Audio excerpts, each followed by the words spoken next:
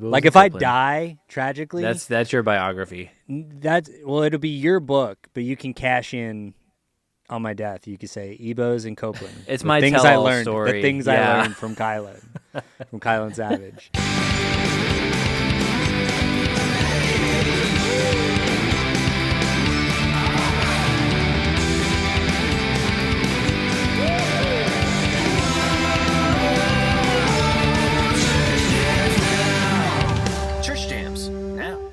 Welcome to Movie Jams Now, the podcast where three former youth group kids and current film nerds deep dive into the movies of the 90s and 2000s. Of course, we're talking about tonight the 1997 James Mangold movie, Copeland. Oh, right? That's what all my notes are. I was like a couple seconds behind you. I was like, this is going to be like a 90s, like an obscure 90s film. Right? We're talking about Copeland. I don't know. Yeah, of course. Sylvester Stallone, Harvey Keitel, Ray Liotta. Land of Cops. I remember it fondly. Yeah, well, that's what all my notes are about. So I hope everyone else is as prepared as I am. I, of course, am your co-host, Kylan Savage. If someone wants to interrupt me and tell me that I'm wrong, I'll redo the intro. No, we're good with this. No, yeah, I think I can roll with it. Okay. If this is your first ever episode of this podcast, we're actually called Church Jams Now. The podcast where three former youth group kids and current music nerds deep dive into Christian music from the 90s and 2000s. I, of course, am your co-host, Kylan Savage. With me, as always, is Mr. TJ Smith. Hey, man. Right now, I am in Copeland. I am just coping. I'm getting by. And, well, I got to be real with you. I get that. We also have beautiful producer Josh Olson. Hey guys, Kylan, you surprised me with that intro. I was a little thrown off, but what I can say is you have my attention. That's good. I'm going to hold nothing back this episode. Yeah, because really, Kylan, when you make these movie riffs, unbeknownst to us, no one really wins. Yeah. Speaking of no one really winning, TJ, I know this is going to be quite an existential crisis for you, but I'm going to put you on the spot right now. Between Josh and I need you to choose the one who loves you more. Oh no. Pressure. You know, I think I'm going to have to go with Dark Me. I think Dark Me loves me more. So, in classic me fashion, taking exception with your binary choices. But I will tell you that Love is a Fast song, and you gotta play it. I mean, real lightning TJ, fast. if you're gonna just break my heart, don't slow down. Just get it over with, you know. If you don't want to pick me, I stopped paying attention because I'm really tired and I want to go to sleep. Guys, we're doing it. We're doing the damn thing. We're finally doing our Copeland mini-series where we go through all their albums like we do ACB, right? Yep, and we're starting with their second record to do it, to cap it. Makes perfect sense. No, this has been on the list for a long time. Yeah, we did. It's true. We did talk about doing a miniseries after the ACB miniseries of Copeland. I know, but I think it wasn't going to be much of a miniseries. It was going to be a series. Yeah, right. A lot of stuff. I mean, it would have been like 3 months or something, right? Something like that. Yeah, wow. I wanted to do it, but then we were toying with it before the As Cities Burn series came out, and then no one really listened to the As Cities Burn series, and we scrapped that idea. People like the variety. And everyone was wrong. Yep, for not doing that. 100%. So if you're listening to this right now, stop. Go back and listen to the ACB miniseries. If you're listening to this now and you did do that, then great. You're good with us. You're an official jammer.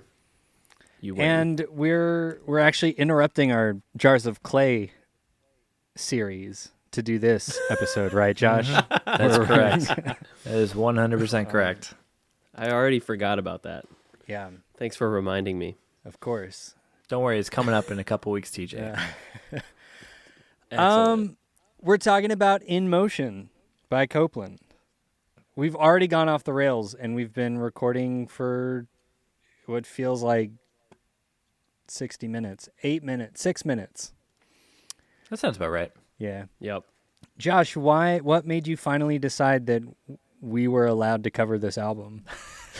I love finally that let paradigm, you guys. by the way. I finally opened up We're the allowed. vault to give you this record to cover. That is my role on this podcast. No, it is In Motion's 20th anniversary.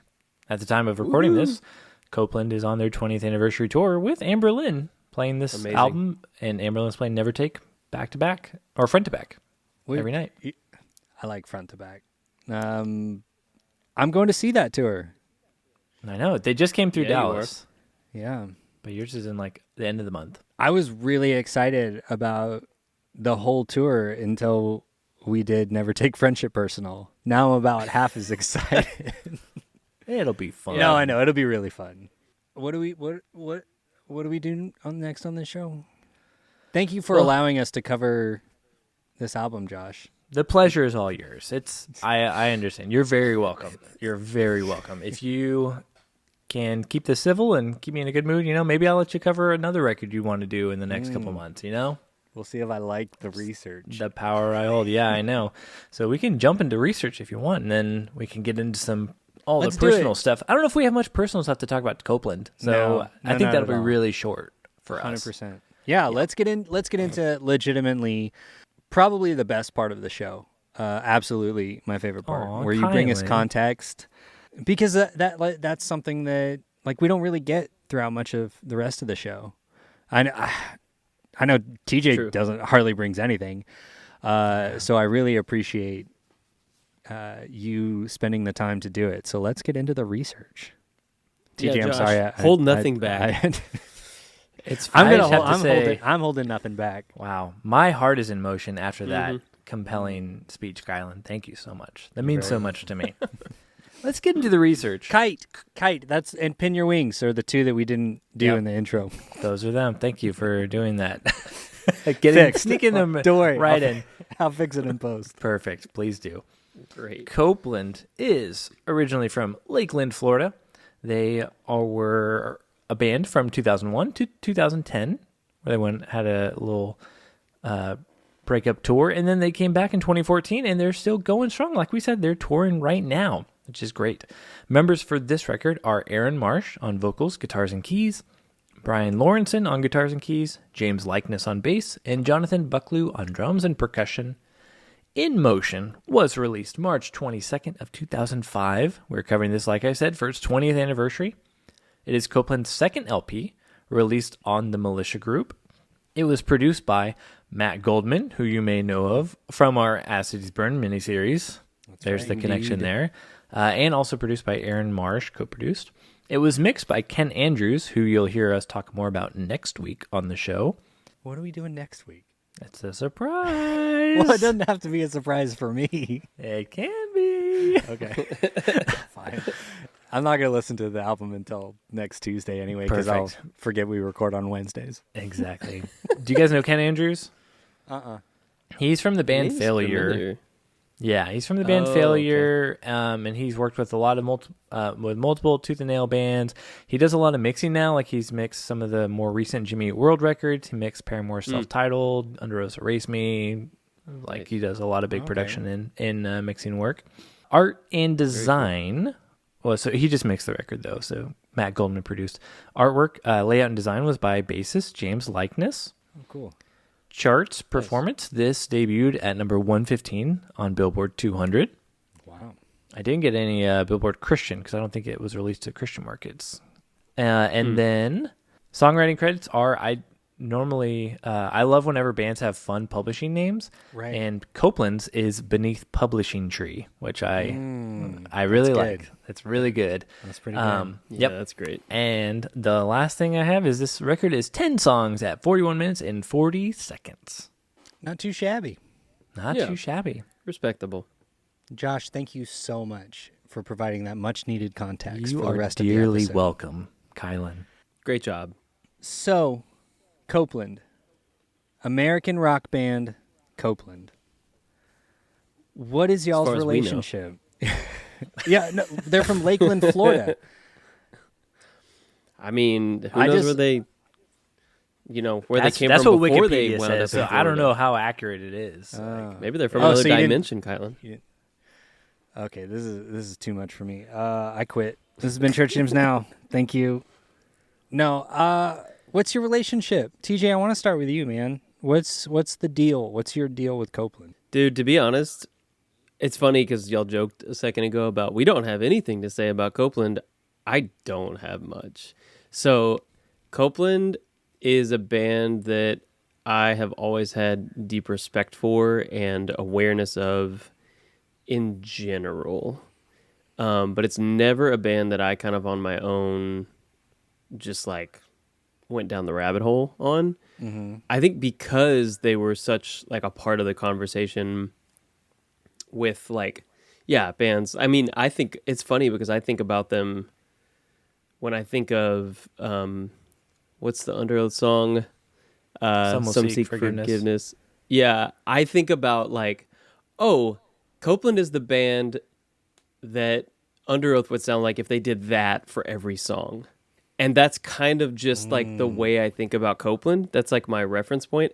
Interesting. In addition to the fact that they were everywhere, and for whatever reason, I just didn't like really go hard on any of their albums. I was aware of like a lot of the songs on more on like later albums, to be honest.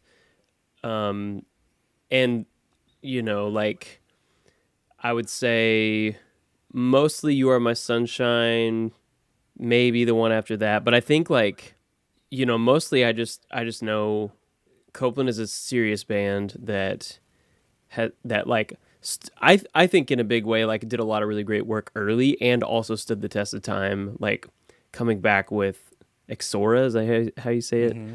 I think so, yeah. Was a big moment for a lot of people that whose opinion I respect and love great music. And so that turned me on to that album in a way that I probably wouldn't have checked out otherwise. But all the other albums, like before Exora, to be honest, like I didn't know. I knew songs from those albums, and this is no exception. Yeah, I'm kind of coming in like not, I wouldn't say blind, but like Right. But weren't super familiar. not with context of like this is the track list, Right. this is the vibe of the album. Like Okay. I didn't know a lot. I'm about so that, curious So to get your thoughts through the album then. yeah, I'm excited to share them, Yeah. and I'm excited to get y'all's well seasoned takes as well. Sweet. Wow. So Yeah. I know That's we keep interesting. being surprised. I think Josh, we got to stop making assumptions about TJ's I know. I did that with familiarity. Never Take earlier. I did. Well, it's so funny because I guess we talked about the miniseries so long ago. I guess I just Right. thought that like, oh, we're all big Copeland fans. Like, Yeah. I was like going into this episode, I was like, this feels like the biggest slam dunk record we've had since maybe like June Zeta, where I'm like, everyone's all on board with this. Because even when it comes to big records like Reliant K or others, like, I'm like, I don't know where people are going to fall like these days, kind of thing. But now I TJ feel like, is surprising TJ, me. correct me if I'm wrong, but if we had done You Are My Sunshine, that you think that probably slam dunk record, the way Josh is viewing this? Or are you Yeah, still... that would probably be a safer bet, Yeah. Josh. Yeah. Okay. All right. So this one just wasn't. Yeah, I would say like You Are My Sunshine, I probably know about half those tracks pretty well. This one was kind of like I think I know 2 or 3. Cool. And Oh, wow. and not Okay. and I wasn't super familiar with those even. Nice. So yeah. They feel like the band that is like the perfect intersection of all our musical interests, though. From what I know about like your For sure. your interest in music, TJ. Even though you weren't familiar with them, I'm like I could see you really enjoying this. So Totally. Well, and that's kind of like I said, like they're one of those bands that was always a part of the conversation for years and years and years with so many people. And I guess I have a handful of those bands that I think y'all like go back with, and they're like big bands for you two. Mm-hmm. And for me, they're more like Christian alternative zeitgeisty bands that maybe because I was just being a hipster, I just like never. You're like- too cool for Copeland. Yeah, Shut the I don't fuck know. wow. I don't know. I definitely wasn't. I'm not No, going I on know. record to say that. But yeah, it's one of those things where like I'm really grateful for this podcast because it enables me to get turned on to music that I should have clearly been listening to. Like, I mean, Amberlin's another example of like a band that is like has been a big part of the conversation, but I wasn't as familiar with. Uh-oh. And I can't wait for y'all Anne to Berlin. Josh, I'm learn worried about. if he brings up Project 86, we're Oh, fucked. it's over. Yeah.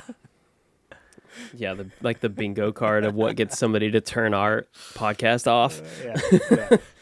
No, but I think there are a lot of bands. I only like derail us to say, like, I think there are a lot of bands that y'all will continue to be surprised about me, like, sure. not having a lot of familiarity with. And I actually relish that. I look Well, forward it gives to a it. fresh perspective on the Yeah. show. So some of us can be well versed in True. it, and some of us can still be dipping our toes That's in. true. Yeah. I mean, Yeah. it's like the New Medicines was like totally new to me. That was Yeah, like that was one awesome. of those. Like It was I really had- cool to have your take on it for that exact reason. Yeah. Okay, Josh. Sorry. What's your deal? What's your deal? my deal with Copeland? So Copeland is fun because other than their 2019 record, I can say all their other records. Blushing. Is that what it's Oh, Blushing, yeah. Other than that one, all 5 of their other records at some point were my favorite Copeland record. So like I Wow. went through like phases where this one's my favorite. So it's like all of those except for the newest one was my favorite for a time. And actually, Kyland is the one who introduced me to Copeland. So I was not aware of them until we started being roommates together. And I remember you showing me, Aw. I think it was this record first probably, because I do remember hearing like or No One Really Wins, Love is a Fast Song, and then of course like Sleep and Kite pretty This was early that was on. probably intentional because I was like, oh yeah, this. I feel like Eat Sleep Repeat's going to be too weird for this guy. I wasn't ready for that in So- 2009. It's like this still has some like rock and roll. I probably Like, this showed Project you 86 Love fan is a isn't Fast gonna song like first. Eat Sleep Repeat. Yeah, you probably did. Mm. You probably did. That's why I remember it being early. So, and then I did see them pretty early on. I saw them with Barcelona and Reliant K on Reliant K's 3-hour tour when they were touring for Forgetting Not Slow Down. And then I kind of like didn't wait. I didn't get into them until like literally the couple months after they did their farewell tour. And then I like got fully into Copeland and I was like, dang it, this always happens to me. This is When else has this happened on this podcast? You brought this up Thrice. recently. Oh, yeah. Thrice, Oh, As Thrice. Cities Burn, like Right. yeah, ACB I too, get yeah. into them as soon as like they're like we're done. I'm like that's my perfect time to jump into fandom. Yep, no, literally months. And then I almost went to the farewell show, but I was like, I don't really know many of their songs, so I feel like I kind of should go. But but since then I've become a big fan. Got to see them a couple different times. Whenever they first came back and opened for Paramore, I saw that tour, and I've seen them play 2 other times since then. So they're great. Nice. I When met was Aaron that? Marsh When and did they I. open for Paramore? It was like 2015. It was their first tour back. Oh, cool. Because I think they mentioned, Aaron said something on stage about that they took Paramore out on Paramore's first tour, and now Paramore was taking them out on like their first tour back Oh, that's post cute. like breakup Amazing. or like farewell. Yeah, so it was really fun. Wait, So, you yeah. said you met Aaron Marsh? I did talk to him at that show. Yeah, I was wearing like my Exora pre-order T-shirt, and he asked me about it or whatever. And like at that point, I had met like a good amount of artists, or whatever, and I feel like I could keep my cool. But whenever Aaron was talking to me, I was like, I'm fanboying right now, and I can't stop it. Like, yeah, Aaron, totally. Like, so it was a little. No wonder he embarrassing, but a hasn't little returned fun. our emails to be on That this is, episode. he's like, I'm not talking to that like, guy I remember again. that guy. I remember that dude in Dallas in 2015.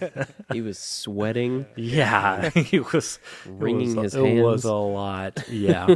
So, all that to say, I'm a big Copeland fan and I've been excited to talk about them on the show, whatever record we started with. So, But you made us do Looking forward Jars to of Clay twice before we made could you cover do Jars of Copeland. Clay twice. Is what the people want, you know? Just Which makes sense. people? Which people? I don't The know. Jammers out ephemeral there, let us know what you want to hear. people that we see through our little touch screens, our tiny little portals into the digital universe, rather than having like real human connection with 2 people that want to talk to you on a regular basis about music. You would rather appease those people than these people. I sent you the schedule earlier this year. Sorry, and I've gotten 0 let's- feedback Hey, man, on it. So Let's put the I mean, soapbox. No one Sound really effect. wins, Kylan, when Yeah. you make it a binary like that. It doesn't have to be Yeah. either them or Hey. us. keep getting mad. I'll schedule more jars. I'll Oh. do it. We're all jamming together. Kylan fell asleep. I love Copeland. Good band. Yeah, you do, buddy. Controversial take. When did you get into them? This album. Nice. This is one of the first albums that a friend, like one of the first real female friends that I made in high school. Bought this day of, was a Copeland fan. I was not. Burned this for me. So shout out to Katie Rogers. She's got a different name now, so she's never going to hear this. But she was like, you should check this out. And I saw the music video for Pin Your Wings on Fuse. And I was like, oh, this is my entire identity right now. It had been out for a little bit, but I just absolutely love this album. Went back and listened to Beneath Medicine Tree. And never really connected with it. Like, it was good, but it very much had that, like, they kind of sounded like a lot of other bands in that scene. That very specific, like, emo indie rock, kind of like a little bit pop punk kind of thing. It's like pop punk, but we slow it down and we wear sweaters. It's like, and then this has that, but you could. This whole album has such interesting ear candy. It just like fascinated me. And then I was sold all the way up into You Are My Sunshine, and then I was hard out. As is also often the case. They said farewell, and so did you. Yep. And you didn't say hello again. I've listened to the new records. I think I like it. They just don't connect with me. But that's also because of the place in my life where I was when I first heard them. But this was a huge record for me. So basically, you might say that if it hadn't been a huge record for you, we might not be here right now covering this, because you turned Josh onto it, and I didn't. Copeland was just kind of one of those bands that was floating around. So otherwise we'd be like, hey, I think we should cover this record because apparently it's a big deal. Right. It's its 20th anniversary. I don't know, a guys. bunch of people say it's great. I think Copeland. That's how you say it, right? Copeland. Yeah. So there's a movie. James It's Mangold based on made the an movie, album. right? It's It's the like soundtrack. it's a Devil Wears Prada situation. Yeah, exactly. Yeah. This episode brought to you by Katie Rogers. By Kylan. Oh, Katie Rogers. Yeah. 2005. Benville, Arkansas. Way to go, Katie. The moral of the story is share good music with your friends. That's right. You never know if they'll that's a end up on a great moral. podcast 20 years later. Yep. You heard it here, kids. So, flop or bops, guys. I think you know where I land, but I'm gonna try to play the cards close to my chest. We don't know. Surprisingly, Josh, he actually doesn't land in Copeland. He lands in like hard bop land. Hopeland. Oh, that's about true. Copeland. Oh, very nice. Bopland, Bopeland. We'll get it. We'll fix it in post. Yeah, we'll figure it out. Copeland. There's something there. Ooh, that is sweaty. I love it. Not as sweaty as my sweaty hands talking to Aaron Marsh, Talking to Aaron saying, Marsh, yeah. I think your record's going to be a big bop, sir. Yeah. Big bop. Yeah, Josh. Oh, yeah. Easy. So I think I would have what I felt about it when I found out we were covering this one was I was like, it might get a soft bop from me. That's what I'm thinking. Yeah. I'm thinking this record for you is going to be how I viewed Between Medicine Tree. Beneath Medicine Tree. Yeah, I could definitely see you getting into Eat, Sleep, and You Are My Sunshine more than this one. Yeah, and actually now that I'm thinking about it, I think Eat Sleep was one of the ones that I knew more songs on. That makes sense. Maybe even than more songs on that one than You're My Sunshine. But I can't recall. We'll have to find out when we get there. But yeah, soft bop. Cool. Soft love bop that. prediction. All right, we're going to take a quick break, and when we come back, we are going to get the party started with 2005's In Motion. by American rock band Copeland. Sorry, Copeland. Bopeland. Hey, guys. Hey, Kylan. Oh, hello. What's up? What are y'all doing?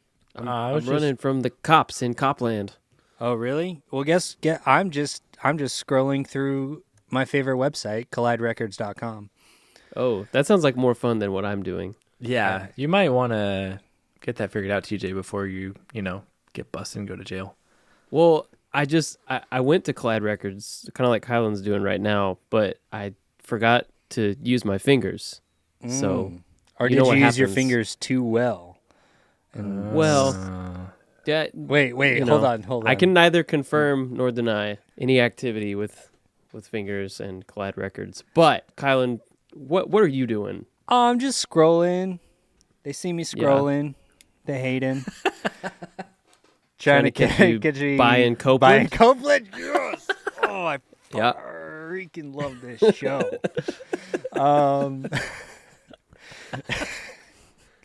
Buying Copeland. Buying Copeland. Yeah, guys, our Copeland. Our favorite sponsor ever, Collide Records, has some Copeland available, the very band that we are talking about in this episode that you are currently listening to. Yep. It is true. Does that interest y'all? It does, actually, because personally, I own all the Copeland albums on vinyl except for the first 2 records, and they do have the Beneath Medicine Tree in a anniversary edition Bone LP, and it looks quite gorgeous. And I'm like, that's not in my collection. Maybe it should be. Maybe it could be. Pick it up. Maybe it would be. There you go. It would be if there was only something to help me get a little bit more discount on my purchase. Well, I bet TJ knows something about using your fingers that might help you out. I don't know, man. If you do, I don't want to go his you way. might get chased by cops. I don't think I want to do that. Oh, well, listen to my advice. Guess what? If you need a little bit more money off, you need something to sweeten the pot, right? Get you to pull the trigger on that deal. Pew pew. Is that the cop shooting at you, TJ? No, don't worry about it. Okay. I'm fine. Use your fingers and use the promo code ChurchJamsNow at checkout to get 20% off your first purchase. 20%. Outrageous. Yeah, dude. That sounds like amazing. a great deal. Yeah, they have some other Copeland stuff, and not just Copeland. They're not CopelandRecords.com. It's CollideRecords.com. They don't, just to make sure everyone knows, they don't exclusively sell Copeland records. They have many other artists available as well. I realize we've never done that on one of our ads. I don't want people to think that they only sell the one thing that we're advertising. They have lots. Be a really weird website. But maybe, if they figured it out as a business model and it's working for them, that's true. There's a future TED Talk coming from them. That's true. Greg, get at us. We got some business ideas.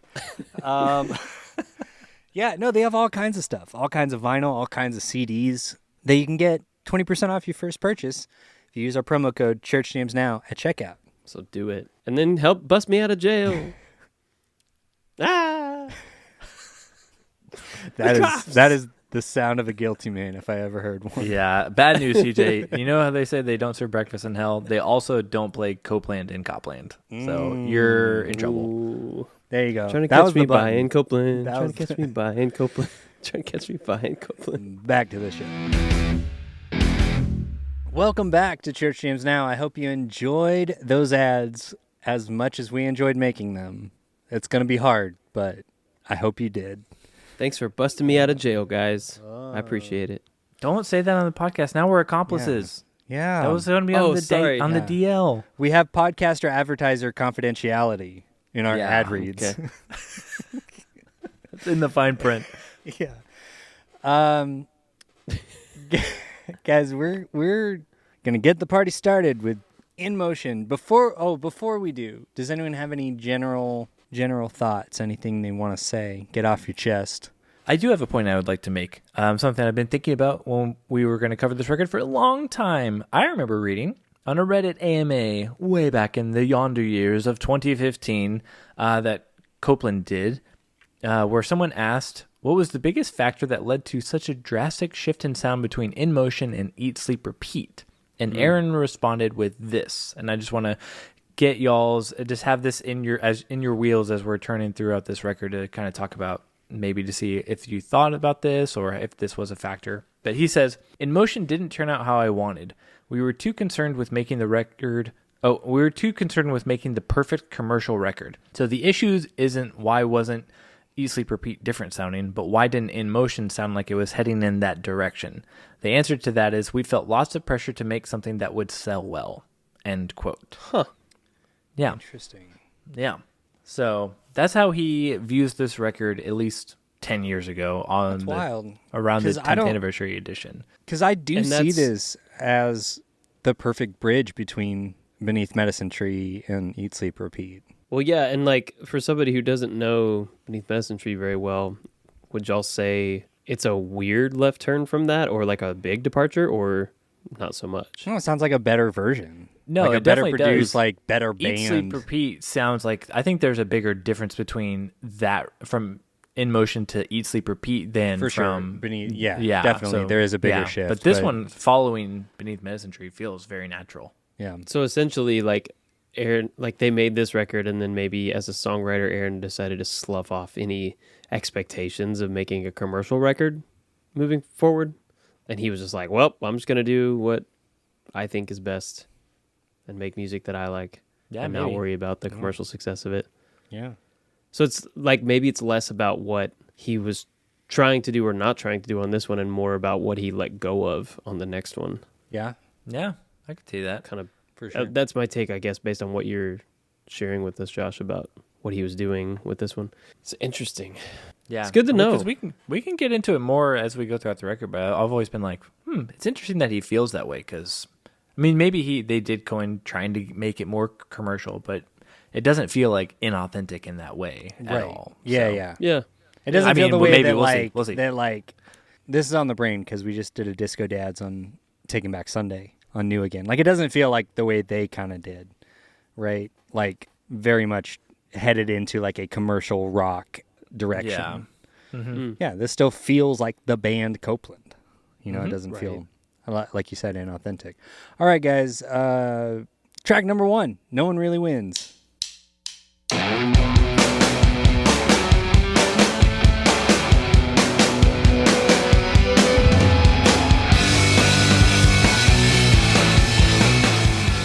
All right, I got to go first. I'm the opening track guy, right? You're the opening track guy. Go for it. Is this a perfect opening track? Yes. Is it a great song on its own? Also yes. Is everything about this song perfect? Also yes. 10 out of 10 would skate. Let's skate. Dude, I love a record starting off with stick hits. Let's count Yeah. it down, y'all. Let's like, Because it just feels live It and like does. off the cuff and fresh and raw. It's cool. yeah. Yeah, I mean, definitely some sweet, sweet bass. And I love the fuzz on it. The Very overdrive. fuzzy. And then the overdrive, or like the saturation on the vocal, on the verses, the guitar tone. I mean, all of it. All of it. It's so good. It's got a disco beat. I mean, this is like a perfect song. It's true. Like, What does think this you ever section we're want- in right now remind y'all of also? that? Where it goes down to the drum break with just vocals and drums. I don't know. What does it remind me of, TJ? I can't Oh, I place thought it, you were. man. That's I no, thought Yeah, you I were teeing it up. no, I was like, okay. I didn't have anything. It was driving me nuts like the last few times I listened to it because it was Something. reminding me of something, but I'm at a loss for what it was. Yeah, If I don't anybody know, hears man. anything out there as you're listening to this episode, let us know. Yeah, I love this song because it's got that sort of just like emo rock thing, but then it's got like it goes into the weird disco beat with like the I love the disco section. Second chorus, let's switch it up, you know? Yeah, it's wild. Yeah, and then it's cool that that's the second chorus because it Yeah. actually Right. brings the energy down a little bit. yeah. But in like a fun, dancey way. And it's And an interesting move. It is Like on a interesting because like the arrangement song level. does kind of sound serious until that point, Yes. and then they're like, "We're gonna have a little fun with this," but like it doesn't Yeah. make the song less serious. But Right. No. yeah, And this section right here, Josh's favorite thing, it's a guitar solo that just does the melody. That mirrors it the always vocal works, melody. man. It always Yep. works. Yeah. No, you're right, Kylan. The song rips. It's very cool. Perfect opening track. Because it does kind of give you, because the whole thing with opening tracks is like give you an idea of the album. And I think what you guys were saying too of like, it sounds serious, then it gets kind of fun, and then it like slows down. Like it does kind of, it feels a little bit like an overture for the rest of the record. Right. The only thing would be like if it's got like more like piano in it or something, but yeah, but you get a really good sense of like who this band is, I think. Yeah. I was like, is this the biggest rock, like, quote, rock song in Copeland's catalog? I mean, I don't think feel so. like I don't feel like, oh, you don't think so? Maybe. yeah, I was gonna say like Love. I don't feel like they have Fast song gets kind of that one gets a little heavy. big. Love yeah. is a Fast Song is what I would think is their, Okay. That was, I was like, it's either that or this, I feel like. This one to me is like a pop rock, like sort of. It hangs out right in the middle space between like pop and rock. Maybe more than some of the others. And then like Love is a Fast Song is like heavy rock. But to your point, Kylan, about it being this kind of great sort of introduction and like overture of what the band is, I think this song also, TJ's got a little bit of a headcanon concept for the album. Like, love it. It's pretty loose, but basically it just feels like the story of some young lovers. And, it could be just two kids in any town, USA, or, pick your rom-com couple or like your indie film couple or whatever. But this song sort of like starts us off on that path, like lyrically creates a premise. Our narrator is offering the intended recipient with a place to be safe. Literally, like the first line, he's like, I'm making you a place. And it's intended for the person just as they are. And they make the point that in this situation that I would assert is like young love, that it isn't about winning. I will love you as you are, he says in verse 3, even going as far in verse 2 as stating that I don't want to see you go, but you can go if you want, And the chorus, I think, works on a couple levels. Obviously, you've got the more like obvious level of like the fighting between the head and the heart. Right. But I think also like anybody who's been in love understands that it's not about winning, right? Well, I think that's something that I just generally really appreciated about this record and Aaron Marsh's lyrics, especially because like so much of the emo kind of stuff, like they're all about like relationships, right? Because that does sort of consume your brain in your 20s. But Copeland always felt so much more mature to me. Yeah. And I think a big part of that is Aaron's perspective on a lot of this. Is like, oh no, he's actually giving like the woman that he's singing about, like she's not an object. She's not, he's not, even if at times he seems like angry or whatever, he gives her agency, right? And it's like, oh, I understand. A pure you are a full person. Like I'm not like I'm not just singing about some ideal that's either what I want or was like completely shattered. And now I hate this person and hope they crash in an airplane or whatever, like it's like, oh yeah, no, you stay if you want. Yeah. But love isn't about winning, right? Yeah, like he sees the nuance. Mature. Yeah, I agree.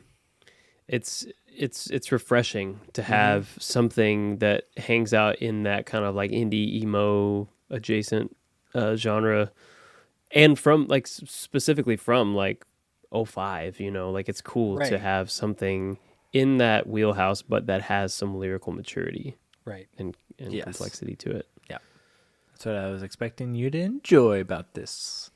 Yeah, Josh, I bet you're pretty pumped because we've had a number of albums. Yeah, we've kind of needed this, have struggled on that level. Yeah, can really engage with the material, TJ. Yep. That's what you can do. Yep. Hashtag justice for jars. Hashtag justice for jars. All right. Do we have anything else? Is anyone going to win? slaps. Oh, Like so the good. way the song ends injects like this massive new layer of swagger into an For sure. already kick-ass opener. Are you talking about Which like is the actual pretty the cool. end of the song, or like the ending, Yes. like leading up to the ending? Okay. Yeah, the end. 'Cause It's it's like like- the last 10 Yeah. seconds. Yeah. And we're gonna get into drums on this record. I can't do it all on the first song. Yeah, for sure. Yeah, But yeah, just that little fill. It's like half a bucket of fish, like a bucket of fish. Yep. Oh, you thought I was gonna do the whole thing? Yeah. Okay, TJ, it's officially time. You got to pick. Whoever you don't pick has to now be a co-host on. So choose the one who loves you more, me or Josh. Who do you want to keep podcasting with? Well, you both lose because I choose this song. This is my favorite song. So what you're saying on is the record. no one really wins. Yep. You got Track it, buddy. 2. Choose the one who loves you more. Wipe it away. Nothing can make me dry. All right, this is your favorite song? Yeah, dude. To me, this is more like what I expected from Copeland. Because to be honest, right? Like again, y'all want the fresh take from Tej that didn't know this record very well. The take on track 1 was this rocks way harder than I thought Copeland would. That's right? the Not big that thing they with Copeland. couldn't. They're like secretly like a sneaky rock band. Yeah. No, that's yes. the thing. They could be if they Right. wanted to, but they don't. Right. They just let it out every now and then. Yeah. Right. Which is cool, and it works as an opener. But what I love is that they do that, and they're like, we can do that, and then they drop into this. And to me, this is like Copeland, This to like me, quintessential Copeland. This is the most You Are My Sunshine, I feel like. This Yeah, does feel so like that looking into the explains- crystal ball to Copeland's future and be Yeah. like, this is what they will become. Yes. Totally. And that explains why I think it's my favorite, because I feel like it feels the most them to me, and maybe in a way that's like interesting and thought-provoking lyrically, and also interesting instrumentally, and Aaron's vocals are incredible. Like the 1-2 punch of track 1 having the kind of like aggressive swagger, and then this being a little more like, I don't know, murky and shadowy, but still like with some energy, is really great. So on a sequencing level, I think track 1 sets this one up to be my That's favorite, so but funny also the song because- on its own Yeah. works as my favorite. Because that was the exact reason I did not like this song until You Are My Sunshine came out. And a big part of it was just how big the first track was. And I'm like, and then they just like immediately go into this like super chill kind of thing. But then Yeah. once I got more context and like You Are My Sunshine, I'm like, oh no, this is great. It was Yeah. It's it was a not. grower. I mean, I don't like whenever bands drop it down too much for the second song, and I feel like this is like dropping to a mid level. Like if you dropped Yes. it lower, it would be a problem. But that's the thing But- I noticed too on this record. It was all a lot faster than I remember in my brain. Like the BPMs are just generally like faster than I recalled. And I think You a felt big like part the of songs it, were just like slower in general. yeah, when and you well, a think big about part the of that album. I think is Aaron's delivery. One, he's got the really high voice, and he does these sort of long Super smooth. lines. Yep. Feel really slow, but then the music, like Right. the actual groove in this song is like It's moving. it's pretty fast. It's Yeah. super groovy. Yeah, it's true. Super groovy. And also this instrumental bridge moment that we're just listening to, like that's Steven, right? Singing. Yes. We've got a second vocal, which is really cool. And another reason, excuse me, another reason this song is my favorite is because I like the sort of The interplay. the counterpoint, or like the additional texture to Yeah. juxtapose with Aaron's voice, which is amazing. And you know, I'm not mad about Aaron's voice; it's incredible. But I like that there is this interplay between the two, and the halftime drums that come in to kind of underline the moment. And then that makes, when Aaron does come back, and that the piano line that starts back in whenever we go back to that up-tempo beat, when the drums shift back up to the up-tempo, the fact that we have a different voice keeping us company for the kind of downbeat moment of the bridge, like they both really juxtapose perfectly to make each section better than it would be on its own. Right. So I just feel like there's a lot of really great structuring happening in the song. Well, And their I just- songs too just always moving. Like we even talked about that on the Yes. last song. Like chorus 2 has a disco beat. It's just like every section they're kind of like throwing something new. Like they're not Some new like even elements. if like on paper the structure is like verse chorus bridge chorus, it's like Right. instrumentally they're building and adding like new textures and stuff really throughout. playing with the ideas, and mixing things up. And then like lyrically, I love this idea of like knocking on your heart's door, finding something to die for. Like it's a really striking visual.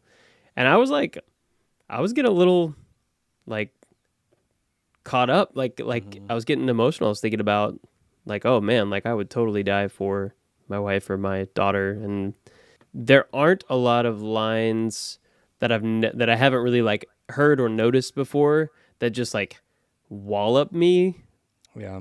from a band, I don't know, that like, was writing something in 2005 and now Right. here I am 20 years later that I'm like, oh, that's hitting me now.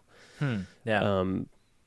But I just think it's Yeah. pretty great writing. I also love the lines, I could leave you, walk away, we'll save it for another day. Through all the wars I've come to know, it's punches pulled, not towels thrown in. Oh man, and then the way that like builds, like it Yeah, gets and loud, the and how delivery it of that goes. is so good. Oh Yeah. my gosh, yes, so good. Yep, the layering is awesome. Yeah. So yeah, hot take, great song, my favorite. Nice.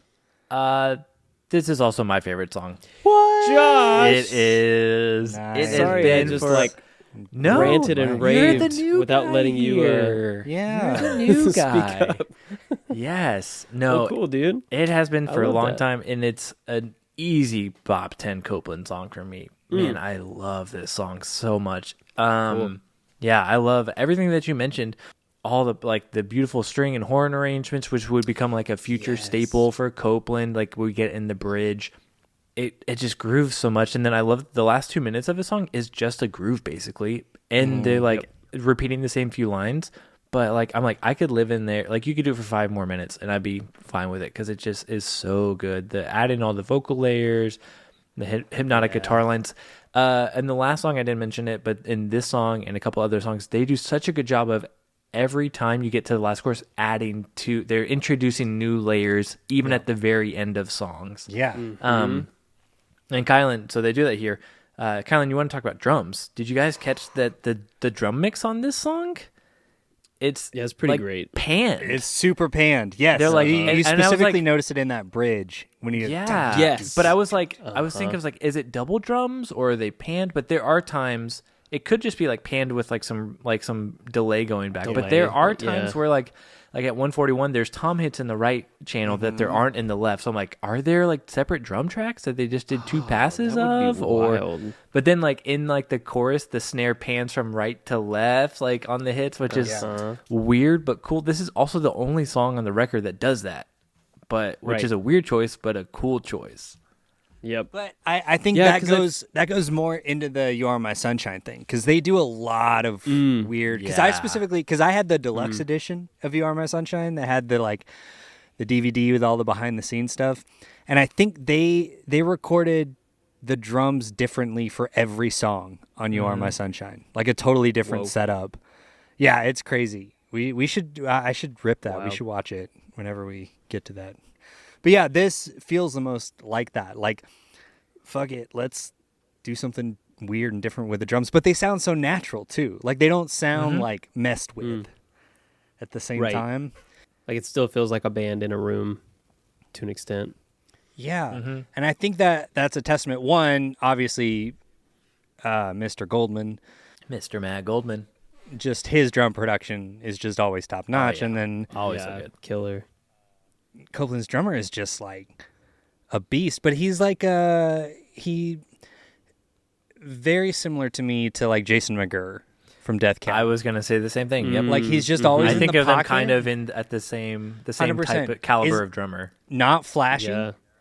Like is Right. always there to serve the song, but if you But break tasty. it down, you're just like, how are you doing that as a human person who is hitting on things? how are you able to make these sounds? Like, how are you able to?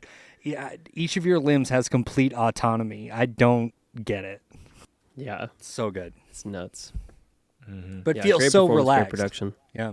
It does. It's true. Yeah, it doesn't feel forced at all. And then my last thing, another Death Cab comparison. This song has what I like to call the Chris Walla guitar tone. That is like Yeah. very like Plans era Death Plans Cab, era, like yeah, some of those. true. It's like maybe a little bit of delay. It's pretty clean, Yeah, it's pretty dry. but yeah, it's like with some. beautiful. Well, I'm glad that's y'all's favorite songs. It's not mine. I'm sorry. I feel I maybe feel should have bad. guessed TJ's. I feel like I maybe, but kind of with this, I'm like, I feel like you could literally pick any song from this record. it was really hard. it for was me. really hard. Yeah, I mean, it's I like could see that. degrees, and it's mostly just kind of where I'm at. Honestly, there's literally 5 seconds of my favorite song that makes it my favorite above the other choices, and we'll get to it. It's literally All like right. like one thing, so it's all very close. I love that. I wonder if it'll be the next song. Well, pin your wings down to find out. Sweaty Jim's now. Track number 3, Pin Your Wings.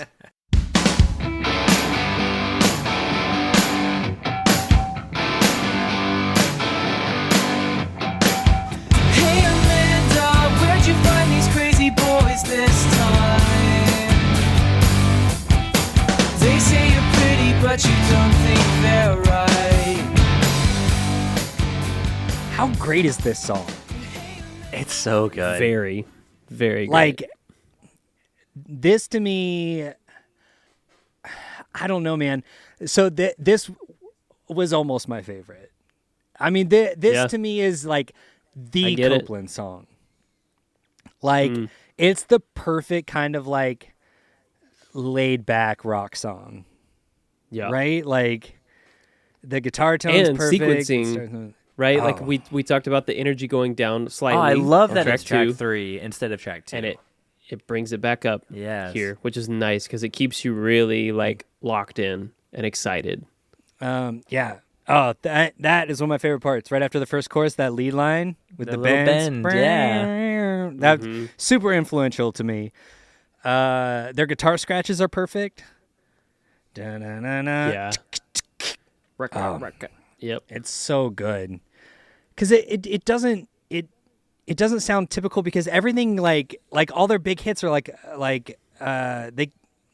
they come in on beat 2, or is it the and of 1? Like, a lot of times they'll kind of drag it out, like where they all come in with the hit, which keeps the song really energetic and dynamic, and in a way that you don't really expect. And again, yeah, I think the drums are my favorite part of Copeland. Yeah, I feel like Yeah. if you're going to be a band like Copeland, you have to have a solid drummer, because the rest of your songs won't sparkle as much if you don't have someone who really knows what they're doing behind the kit. Yeah. Yeah, but man, but the guitars are so good all over this record really too, and it's just great. There's the acoustic guitar solo, which was a very interesting choice, but it works. Yeah. Like, I love that, like, kind of quintessential, maybe formulaic-esque kind of pop rock Right. song, but they're like, let's do an acoustic Yeah. guitar solo. But then I they think it's do the pretty thing cool. we've been talking No, I about, think where it they is. just keep adding elements that you don't expect, which is what I was saying at the beginning Yeah. too. The ear candy, like this whole album, just like I think up to a certain point, and we'll get to that, but it like really keeps you engaged, because Yeah. you're always just like, wait, what was that? Wait, what? Wait, what are we doing? And it's so good. Yeah. In songs that could be like pretty typical.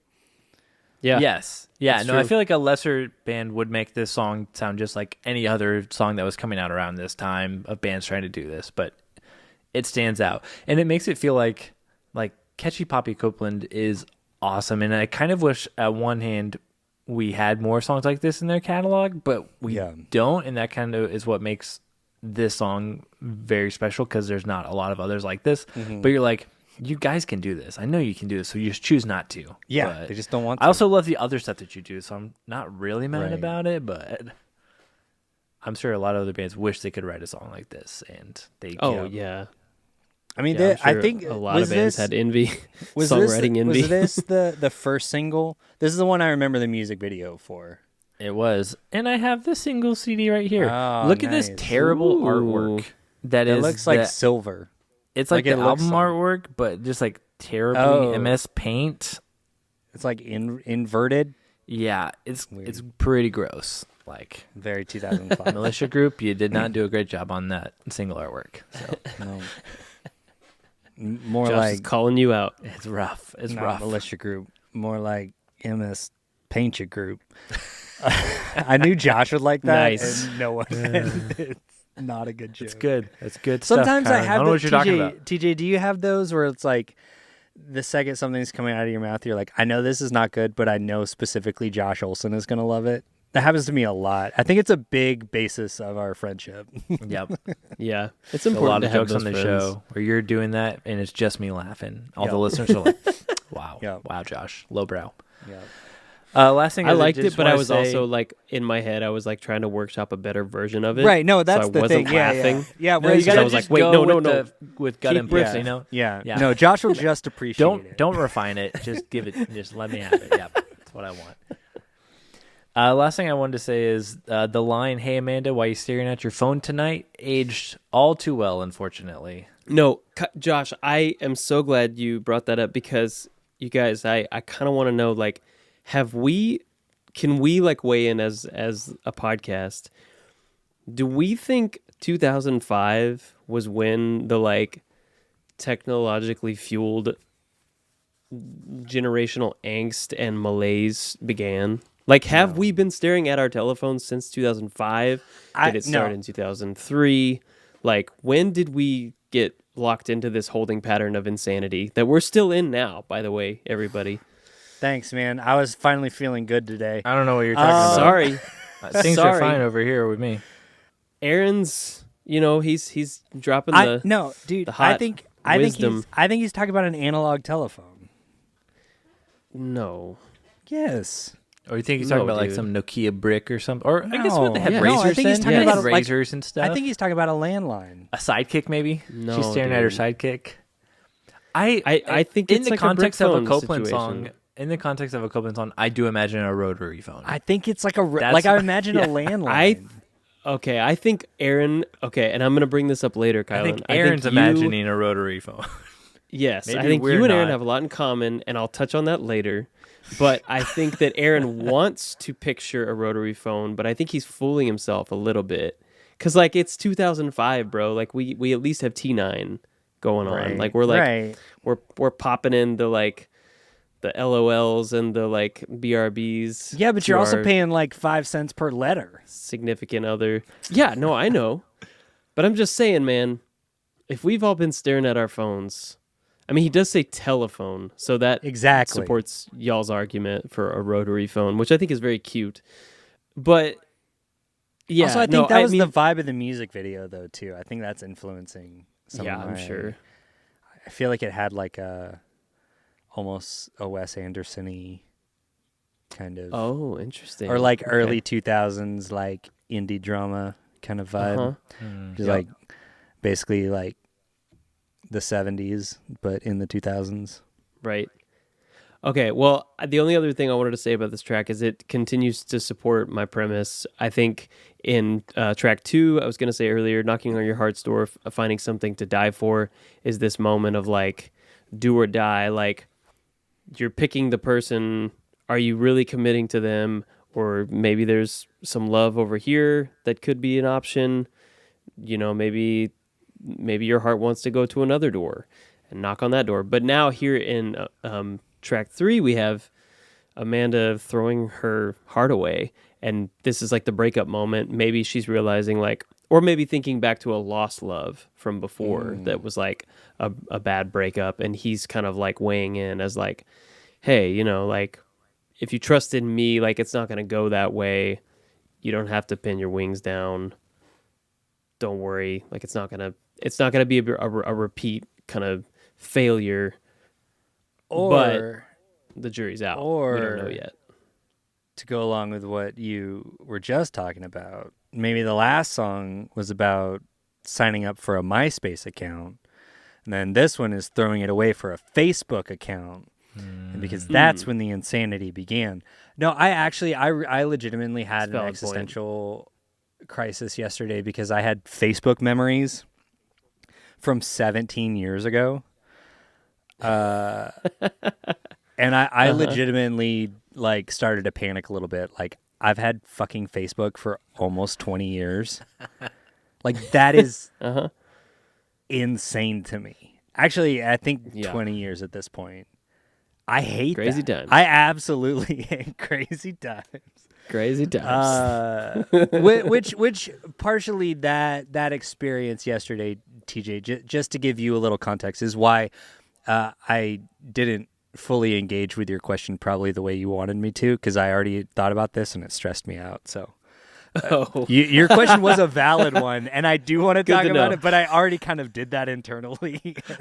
Sure. So just full transparency here. The towel of Kylan got wrung out a couple too many times.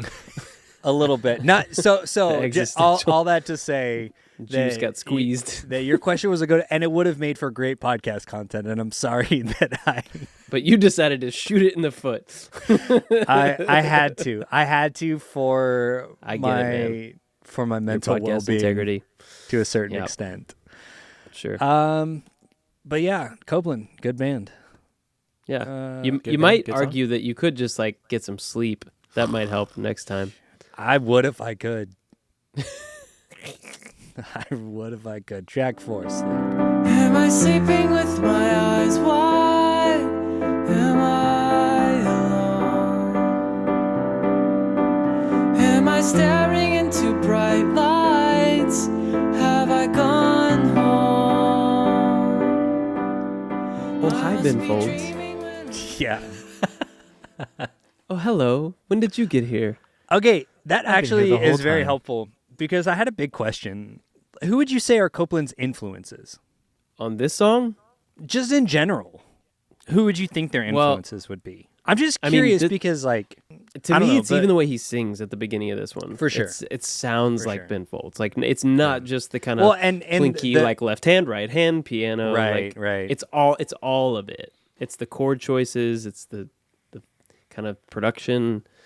Yeah. It's the very flat vocals, like the unadorned vocals. But otherwise, yeah, no. I mean, there's so many influences across this album that are like, Because I can't really, crazy. I can't place it very well. Like, they do such a good It's job, I tough. think, of like, because a lot of bands, especially these types of, like, bands that Copeland was sort of lumped in with around this time, I feel like it's pretty easy to see influences, right? Yeah. yep. And No, Copeland I think they do a pretty good job hard. of like taking their influences and using it to make something new in their own. right. Yeah. Alchemizing them in a way that makes their own sound wholly unique. Yeah. Yeah. Does this song have an Ebo on it? In the intro? Do you guys know? Maybe. Wait, I don't remember where it comes in. Oh yeah, I think you're right. I think it does. I must be dreaming When he when I'm starts sitting singing. here. Yeah, Right? That's got to be an Ebo, right? I think you're right. 37 seconds? Yeah. Yeah. Cool. All right, this has been Yeah, that's Ebo cool. Corner. I feel like I've brought up... I haven't done it in a long time, but I feel You like... do like to call out Ebos. Yeah, I love me an Ebo. Yeah. You're also the first person to teach me about an Ebo, so that makes sense. Copeland and Ebos. Ebos. Yeah, That's what I Ebos learned and from Copeland. Kylan. Hey, if you ever write a book, that's a good title. Ebos Like, and if I Copeland. die tragically, That's your biography. it'll be your book, but you can cash in on my death. You could say Ebos and Copeland. It's The my things I tell-all learned. story. The things I Yeah. learned from Kylan, from Kylan Savage. Just cashed in on your death. Yep. Colon, a podcaster's truth. Semicolon, my personal connection with a Chaos Goblin Speaking of Chaos dash. Goblin, the song. I could have kept going. I know you could have. The song. Yeah. Thanks for cutting me off. I appreciate it. Yeah. This is a song that it's not like ever like my like now that I'm like way into Copeland. It's not like my go-to from this one, but it just feels like so classic. And I feel like especially if this record was your entry point to Copeland, it's easy for like this song and a lot of these songs to be like, oh yeah, pretty classic Copeland. Like it just feels 100%. Like, and this one, I mean, you're getting a good piano feature here, which we're going to get a lot more of going into their career here. So it is a good look of like, hey, piano, get ready, get used to the piano because we're going to do a lot of it in the future. And it works really well. It's a good balance though, of having the full band come back in and balancing that too. Yeah, for sure. it's nice. Yeah. I like that they wait until track 4 to really feature the piano though. It makes it a nice like, oh, okay, this is like a different A new texture element Yeah. to this band, yeah. Mm-hmm. And this song is fully, forever, inextricably tied to Eternal Sunshine of the Spotless Mind for me. I think lyrically it kind of fits, but yeah, I watched right. I watched that movie I do like that. for the first time around my Copeland era, so it's got like it's got the vibe of Eternal Sunshine, right? Yeah. Like just It really generally. Mm-hmm. Yeah, he's singing about phones again. This time he specifically says cell phone. Oh, So- that does bolster your. Maybe he was talking about a rotary phone in the last song. Yeah. and Yeah, now I it's think a there's cell an phone. argument to be made either way. That like he was using different words for the same thing both times, or that he was speaking specifically about different ones each time. All I know is he's obsessed with phones, man. But Aaron's probably like, it was just what the syllables fit, guys. It wasn't anything beyond that. Like, it's just, Although, dude, one of my Totally. favorite line deliveries is that cell phone line. Because a lot of times Yeah. you will, like, I mean, it's not like the most clever rhyme of all time, but I want to see your hairline and cheekbones, your red lips on your cell phone. cell phone. But his yeah. delivery of it is so good. It's so memorable, right? It's like a little part of the song that you're just like, oh yeah, I always remember that when it comes up. And I feel like he's posing a question here. Like after, in my little headcanon narrative, I've got, in track 3, it's basically like, hey, take a chance with me, even though maybe you were burned in the past. On track 4, he's kind of like putting the ball in her corner and saying, like, okay, I'll be over here on this side of the room, and will I find you waiting by my bedside? He's sort of saying, like, I'm asking the question and leaving it there Yeah. and saying, take your time, think through it, let me know. yeah. Mhm. The choice is yours. The choice Are is we gonna yours. Are we gonna work? Are we gonna try to make this Yeah. make a go of it? Try to be in a relationship or not? Eternal Sunshine. That's like that whole It movie. folds. Yeah, It's like the point of It's that true. whole movie. yeah. I know. Eternal Sunshine of the Bend Folds 5. Ooh, there you go. That's like a good like trivia team name. That is. Yeah, very specific, Sweet. All right, but guys. very good. Let's move on to track number 5, Kite. I hid myself from failure and fear. Oh, my dear, you're a threat to the bad in us all. What is this? A year before Under Oath decided to steal the old-timey film camera Film intro? projector. Yeah, Kylan, I was gonna ask how you feel about the film reel Foley sound happening throughout the entire entire track. I wouldn't have even brought it up, or I might have been like, "Cool Foley moment at 27 seconds," but no. That's my one so far. That's my one main personally TJ, my this one is- main complaint. Yeah. This whole song is a movie you're watching. Right. So it has Well, to be I going know the it entire is. time. Yeah, it's entirely too twee, right? Like, Yep. this Yep. is twee in a Like, song. You've got the you- bouncy accordion, the Yeah. we're gonna do like an Ki- old timey movie score. Yeah, you talked about Wes Anderson earlier, and Kylan. I hate to say it, but I think like 2005 Aaron Marsh and 2009 Kylan Savage had a lot in common. Oh, for sure. Like 100%. Oh, for sure. there's Aaron was going through a mime phase maybe, or just like really excited about Paris. He watched some Wes Right. Anderson, like you brought Right. up earlier, and I mean the track's a mood. It's cool. I think it works, but and Like, it does put we me in a both- place of like watching a memory Right, of it's like- somebody that Yeah. they like- slapped on a film. No, this real, this is like the song equivalent of "Oh my God, you haven't seen Amelie." Like Yep. it is. Yep. Although I will say, one of my notes is this is my favorite Isley song. Yeah, nailed it. Nailed it. Yep. Not wrong. That You're especially not that. wrong. That's very Isley. Yes. Yes. Okay, his falsetto though, he does two different things in this song. He has an affect on his voice in the beginning part of the song.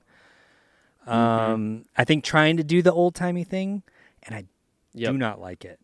It's almost vaudeville kind of. Yeah, but then at 149, his voice changes back into more his like regular sort of voice, and I really like it from there.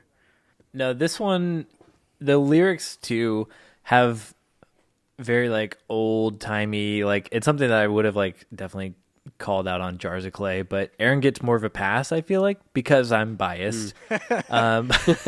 Just Way to fully own it. admitting that. Fully admitting that. But like the line, I'm beside myself for a touch of your lips or the grace of your eyes that can see good in me. Over the twilight, you're listening for me, darling. Kylan, 2009 Kylan. Yep. Go to sleep. Yep. Cradled by moonlight, I'm dreaming we'll be loved so deep. But I do feel like, I mean, the projector is a little much, but I think that with the accordions and the woodwinds do like help transport it back in time to where it feels maybe more appropriate to like, you're like, oh, it's a timepiece kind of thing, and they're fully leaning into it. Well, this instead song of is an just- interlude, essentially, right? Yeah. Because it's like halfway through the album. Yeah. Like I think it That's kind a cool of way to. it's like see almost it. fully I its like own that. thing, like an intermission almost, right? That's how I Yeah. kind of view it. I like that. To me, what it is it's like the couple has finally decided to like make a go of it and like be in love, and this is like the puppy love honeymoon stage of the relationship, and they're like, They're sharing It's a spaghetti montage. together, and then there's on the Yes. same noodle. Yep. yep, and they're walking through the park in the afternoon, having a picnic, flying kites, and then they do the Lady and the Tramp moment, like. I mean, over the twilight, you're listening for me, darling, go to sleep. Cradled by moonlight, I'm dreaming we'll be loved so deep. So it's like the puppy love, like you're so in love, you're lovesick, it feels like it's a dream, and it's just like, sepia tone, everything. It feels like a movie, so there's a film reel Foley sound. Like it works for me because of my concept headcanon, I think. That's how, and I like your version, Kylan, of it being kind of its own interlude that Right. exists sort of outside of the rest of the track list, but it's like a time to flip the record moment. So I think it works on some levels.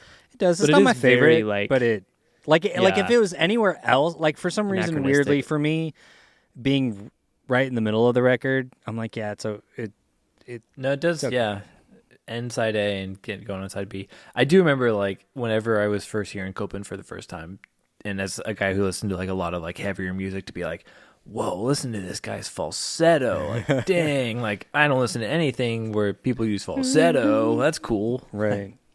So I remember Yeah. being very impressive as a new Copeland fan. I mean, his falsetto Totally. is. I mean, It's very impressive. Yeah. it's wild. Phenomenal. Aaron Marsh is also the one guy I always bring up, the disparity between how someone looks and how they sound. Like of every singer, he does not look like he should doesn't sound line the way up. he sounds. It doesn't make sense to me. Like he looks like he should sing a lot heavier. And, Yes. but unlike this conversation, the next song, Don't Slow Down. Track 6, Don't Slow Down. Guys, I'm having The next a song, time. Don't Slow Down. I'm having a time. It don't slow You're doing down. great, Kylan. Cause your words hit like a train and I can't ignore it. This moment could be our last. You fall in love and I'm running after. You move way too fast. Cause your words hit like a train. This song is so good. It's so good. Okay. Is it not your favorite though? It's not my favorite. Okay. It- All right. It's so good though. It's Okay. one of mine. It's one of mine too. That's the thing. It's all like It's one of his favorites. this song has two hooks. Mm-hmm. Yeah. And so I'm kind of mad because this part right here, you can take everything I have. Yeah, which I'm like, I guess that's the pre-chorus. I called it the chorus at first, but That's Yes. my whole thing. I thought it was the chorus, Also, that I did the same thing. You but guys. it's the pre-chorus. Yes. Yes. Who the hell has this catchy of a pre-chorus? Pre-chorus. Yeah. Who does You know who that? else? Kylan, you know who else did? Who? Lydia. This song is Oh, proto yeah. Lydia. 100%. This song is 100% proto Lydia. Like, I think Lydia Yes. was just jamming this song over and over That's again. the thing. They're Lydia is one of those bands, definitely, and like early, like from Indian Lakes. Like, there's so many bands Yep. that I feel like Copeland like directly influenced. Influence. oh Yep. yeah. Totally. That they're like, As Tall as Lions kind of had that too. Like, Mm-hmm. yeah, it is insane. But you're right. to It's me stupid. Mhm. It's stupid that it's so catchy and it's not even the main chorus. that Yep. it is the pre-chorus. Like, Yeah. who does that? It is insane to me. That it's like, yeah, this song's really good. Oh, let's just do two totally separate, Two things you wish you could write. and put it in incredibly the same catchy song. hooks. Yeah, back to back. Yep. Cool. All right. Fuck you, Copeland. And even like so the really pretty harmonies on it and like the way it kind of brightens up to go into the chorus, like from the Right. pre-chorus part. But it's like Like- half. Yeah. Yeah, the halftime. It's great. Also, we kind of blew past it, but the weird like tremolo Leslie thing that Yeah, happens yeah. on the piano. Oh, you know I was going to at the talk very about beginning it. is nuts. Yeah. Well, then It's it very switches too cool. because it's on the piano in the verses, and then it switches And to the guitar. yeah. To in guitar, the yep. pre-chorus or Yeah. chorus one, whatever you want to say. Which the ear is more used to. Right. Like Yes. it, being on a piano, it's like okay, an organ, sure, but on a piano, Right. it's like what? Mm-hmm. But it's rad. Yep. And then I love the way that Jonathan on the first chorus and then the second chorus stays on the toms and then opens it up on Yes. whenever they repeat the Yeah. chorus. It just like Yep. so good. Yeah. Yeah, he's just like you said earlier, Kylan. He's serving the song. He's a little bit of a machine, but he's also kind of a mad scientist. Yep. In It's a way. wild. It is true. I noticed I put on my TJ hat here. We get a Okay. little continuation of the theme from the last song because in the last song he does say the story of him like whenever he has a kite he's going to spell out her name is like others will say I'm a terrible kite but she'll say she's proud of my marvelous flight. And this one does kind of I feel like continue that of they say I don't know how to love the right way but you make me feel like I do. And that does I think that definitely does fall into your beginning relationship arc of like well Yeah. other people don't see it or like I don't know if other people will like I don't know if I know how to love the way you're supposed to, but this is you make me feel like I do. So I was Right. like, that's And- a cool and it- like back right off of that one.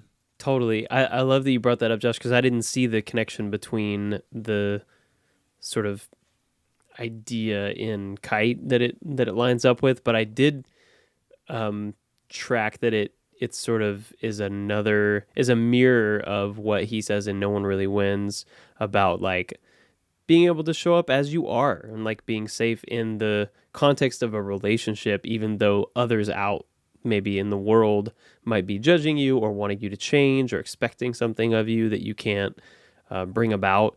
And here again, we have this example of like feeling safe inside a relationship, or like feeling like you're enough and like you're loving the right way, which, you know, is one of those really beautiful things once you do kind of find a grounded place in a relationship. You have that safety and you can feel really like seen and understood, and you know that's a integral moment in a relationship. So I think we're just sort of tracking with the stages of love. For sure. Stephen Christian could learn a few some lessons. maturity.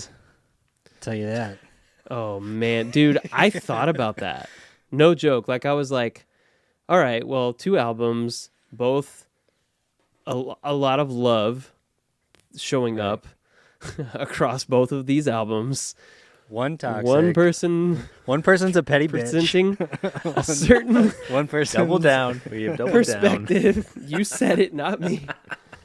Presenting a certain perspective and another perspective. But Yeah. anyway, Yeah. All right, guys. Next track. Love is a fast song.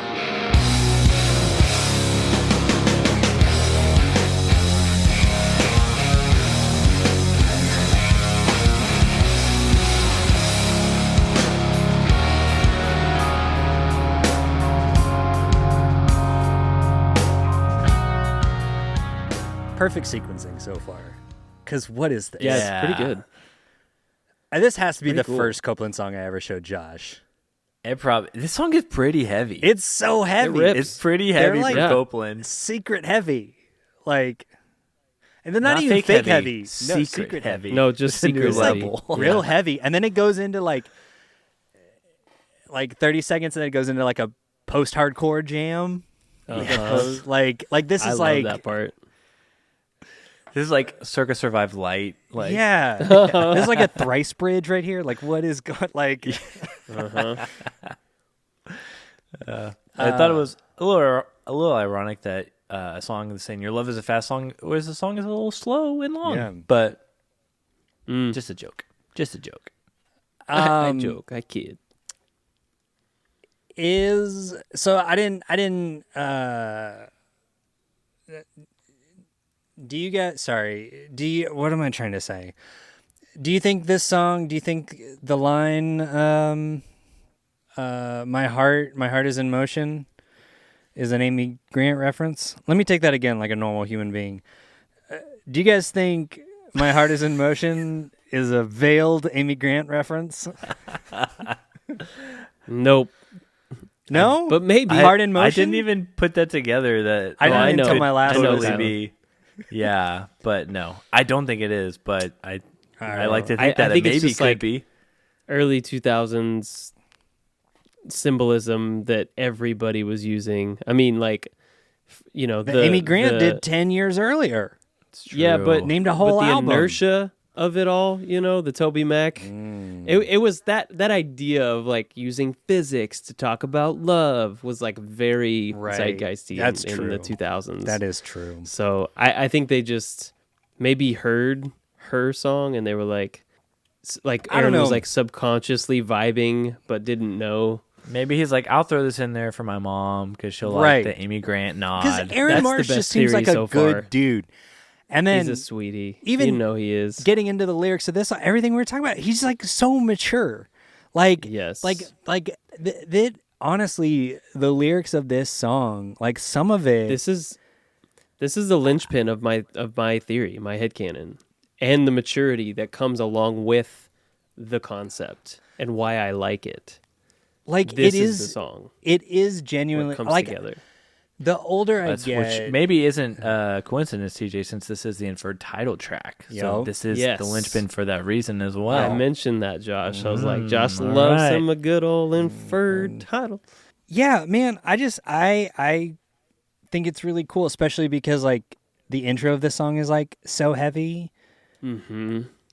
And a lot of a lot of the bands that they were playing with had sort of, you know, like very misogynist lyrics. Like I'm just thinking about this kind of stuff a lot as like Willow's getting older and we're like, you know, we don't necessarily like we don't actively censor a ton of the music that we listen to in our house. But I do avoid certain things that I didn't think I would, right? Like before I had a Yep. kid, I was like, no, like music, like it's art. Like we're going to let, like, because there are so many things I wasn't allowed to listen to for what I felt were arbitrary reasons. And now I'm on like the flip side of that. I'm like, because she knows, like she picks up lyrics really fast. And I'm like, I don't want her singing fucking Jude Law in A Semester Abroad. Like, because I don't want that like in her head right now. You know what I mean? And so then like this is like really totally. refreshing to have this perspective of the like, specifically, I am always hit by you should not be angry if all she wants is your money. Oh, you should not be angry because all you want is her body. I'm just like, Yep. woof, woof. Yeah, calling it what it is. Like, Yeah. damn, dude. No, totally. And I just think to the point we've been making that that this song like holds a lot of balance because it represents the chaos and the complexity inside love, right? Like it's in motion, it's spinning. It's almost like I feel like, I'm conjuring up images of like a cyclone or a tornado or something. But it's not just a fast song. It's also a slow song.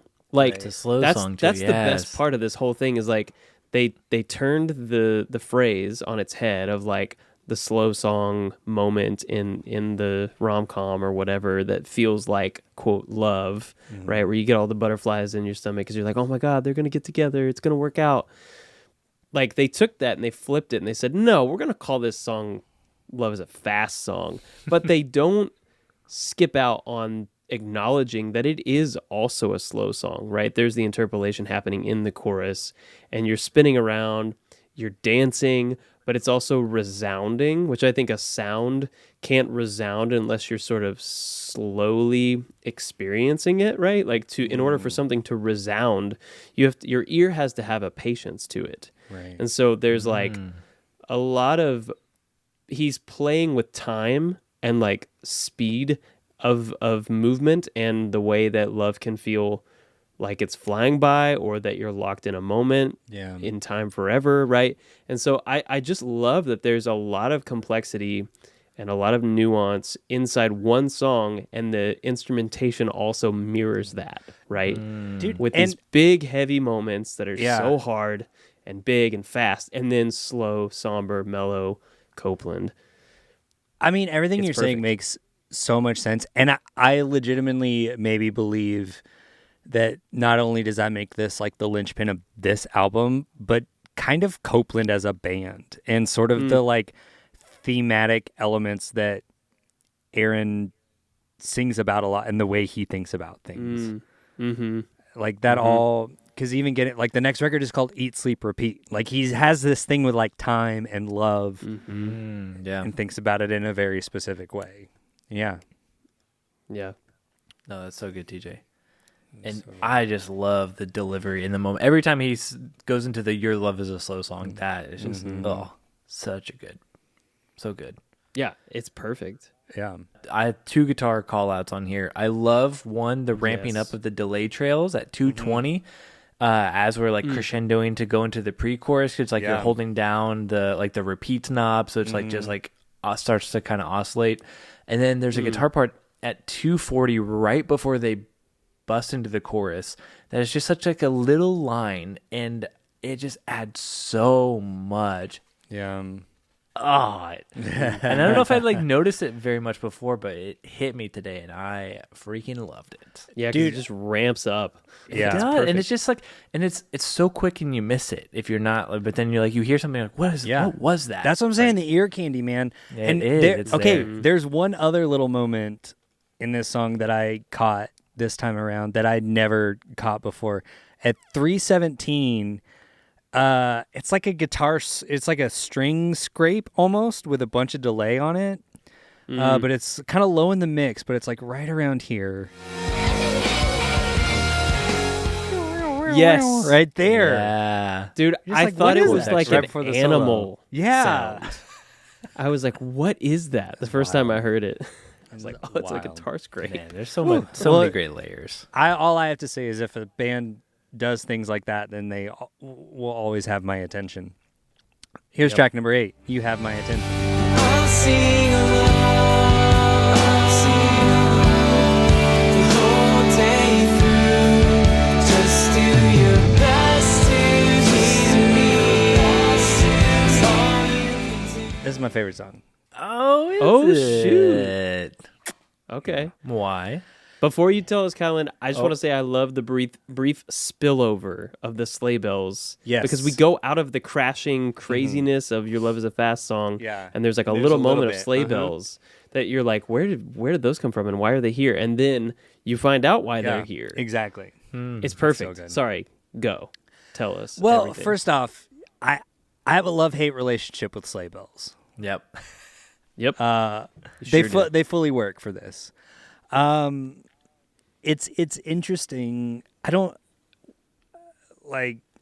This is the most worshipy song yeah. on the record. Yeah, it is. It's like 6/8 acoustic, like so Uh-huh. worshipy, but it's also good. The guitar tone right here, the acoustic guitar is perfect, and then all you can do, and then the whole band gets really big on the do.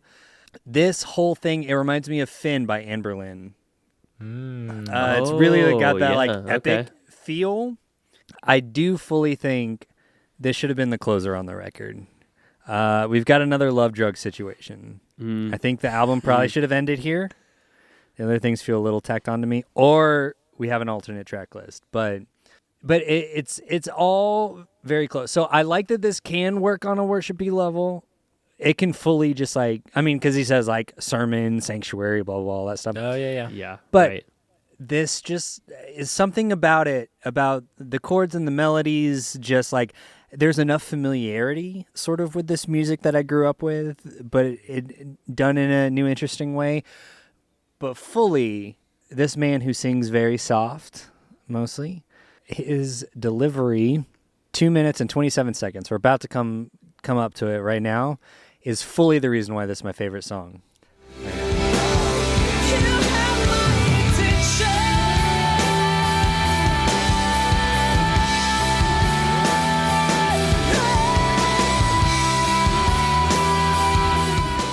No, Yeah. That's a perfect reason to place it right over to make it your favorite. Yeah, I mean, that that vocal, literally like, that. just like soaring vocal line over what the guitar And then it drums just are builds doing. kind of like it's building, but it's still really Yeah. big. Yeah. It's a pretty great moment. on Like the album. it's what I love about it. It's so big. Like I said, it reminds me of like epic kind of Anne Boleyn, like Finn or something. But it doesn't feel like it doesn't get epic because it's like a children's choir and 15 guitar tracks and everything like layered. It still just feels like a band doing that. Right. But they're just taking it to 11 in all the right ways. Oh, it's so good. And then I love too 318. It does the fade out, feels like a fake out, and then they do those hits again. yeah. The drums come in. The craziest drum fill at 334. It's not the craziest, that feels- but It's really cool though for the song. Like it. yeah, because he kinda goes off clinches it. time, just real quick. I love it though. Always love it. I do feel like this should have ended the album. I mean, I could see that working. This one does have like, it's definitely a side B song because you can tell they're having a little bit of a good time jamming out, and Yes. so like we're kind of nearing the end of the record. We're gonna enjoy ourselves a little bit more, spend some time jamming. I think it's rare that a song in 6/8 is my favorite, but I like it. That's very true, yeah. man. Yeah, that's true. I'm not Look a at 6/8 you. guy. Yeah. No, I do feel like this one is more of one of the more straightforward songs, but just because it's Copeland, so they find a way to make it interesting and make it work in kind of a simple way, but that is a strength of it. For sure. Yeah. Agreed. Good song. It's a good song. TJ, can you actually get us into the next song? Because I know you love to sing. So I love. Guys, if there's anyone here on this podcast that can sing well, I think we know who it is. Yes, I love to well, we're not talking about sing. who can sing well, who loves to sing. Oh, okay, yeah. Me. I love it. Track 9, You Love to Sing.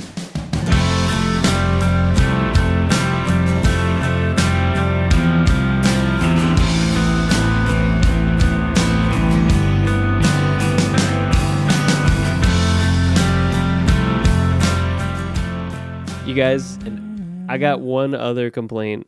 Mm-hmm. I didn't like that the film reel Foley went through the whole song on Kite. I also don't really love the way the drums sound when they come in here. Yeah. I like that the song starts with drums. Mm-hmm. It's a cool fill. I think it's a good idea. The performance is fine. I don't like the way the drums are tuned. They're really flat. They're really dead. It feels real Beatlesy to me. But bad. I get that. Well, yeah. But I like, love no, the like, drums like across like 95, No, I agree. 97% of this album. Production, performance, everything, all of it. That one moment on their own, even like in the context of the mix right now, like as we're hearing the rest of the song unfold, it's fine. Yeah. But on their own, it's just there's the intro. just something really dead. I get it. about those I'm drums. fully there with you because I think this song has done a huge disservice. But not just that, because I love the chorus of that sing with your head and the drums going into the different kind of thing. The whole intro first verse just does not work for me. I think they're trying too hard to go for like a Beatles kind of thing, and I don't think it works. And especially coming after how just epic the last song was. Yeah, I think that could be part of it. Even the production difference between those two songs. Yeah. Like maybe the drums were tuned differently. Maybe the mix was, a little more sizzly. I don't know. But there's just something really flat and dead about those drums when they first come in that really rubbed me the wrong way. Yeah. I get it. I'm right there with you, I man. didn't like it. I'm right there with you. Okay, you can have 2 complaints on the record, I guess, TJ. Thanks, Josh. Thanks All for right, allowing that. Those are all Dad. 2 that you get, though. You use your 2 complaints. Okay. People are gonna All slowly right. find out Josh is just like Josh actually has me locked in a Podcast murder dad. Yeah, I'm about to basement. say that I make you guys do this podcast. Well, what was it? There's a recent episode where Hoog asked if I brought the record. I said I make suggestions. Josh makes decisions on the show. Yep. That sums it up. Yeah, That's funny. I gotta say, I do really like the back half of this song. I think it's very cool. that's what I'm saying. Yeah.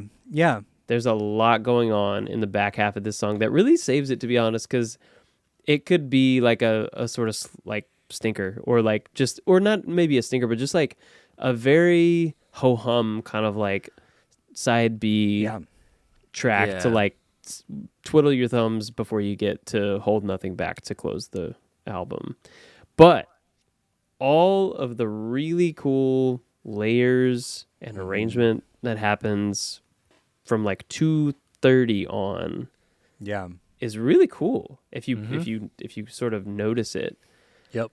It's easy to think that it's like a wall of sound jam moment, kind of like you were referring to earlier, Josh, on the previous track, where it's like, oh, they're just like kind of spinning their wheels and having fun, which is cool. There's nothing wrong with that. But like the ear could get bored if it were just that. But I don't think it is. I think it's like the band is sort of creating a background like palette on which these other elements feature more vividly. Which is exactly the reason I think in my alternate track list, this song should stay where it's at. Yeah. All right. Interesting. Yeah. I can see it. I like that. Sorry, I tuned out for a second. I was thinking of my billfold. I like that. Yes. It's such a classic, Josh.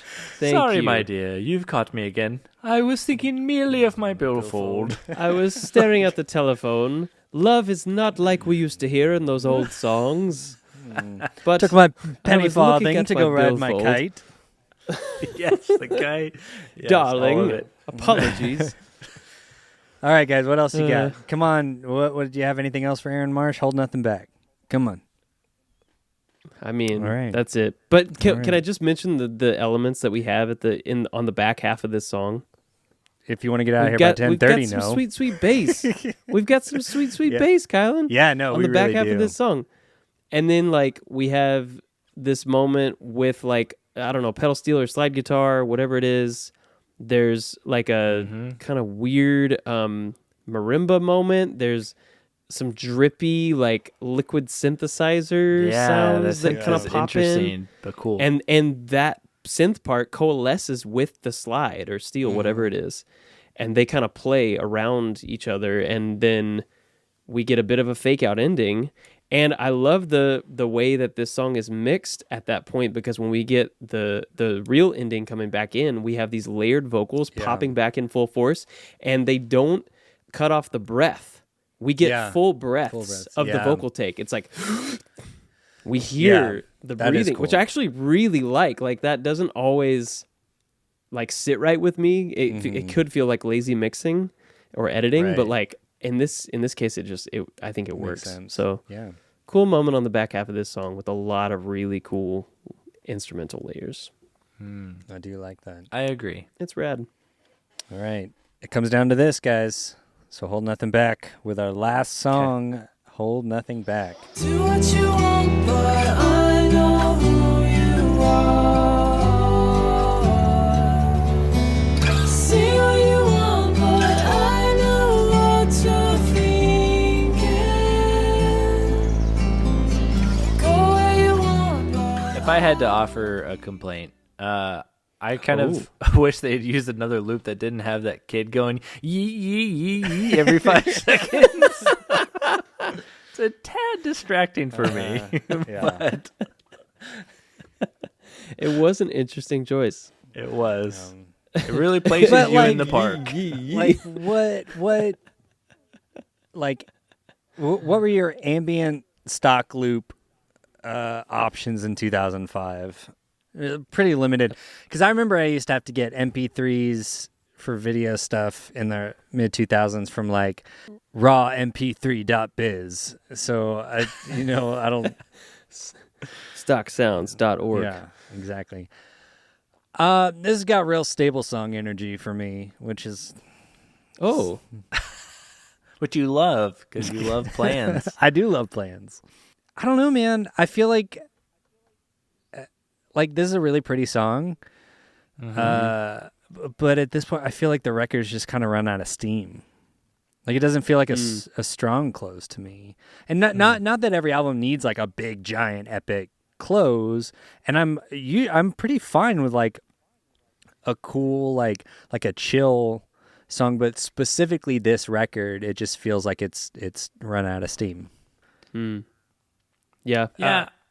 I can kind of see that. I do like bringing it down and making it acoustic with a little bit of a delicious and beautiful guitar tone on that electric guitar, I might add. But it's pretty tasty. Yeah, but kind of like bringing it down to, and as we like kind of like end to the theme of the, or like end to like the ending of the record of like where our couple is going and whatnot. I don't know. I like stripping it down and making it much more intimate.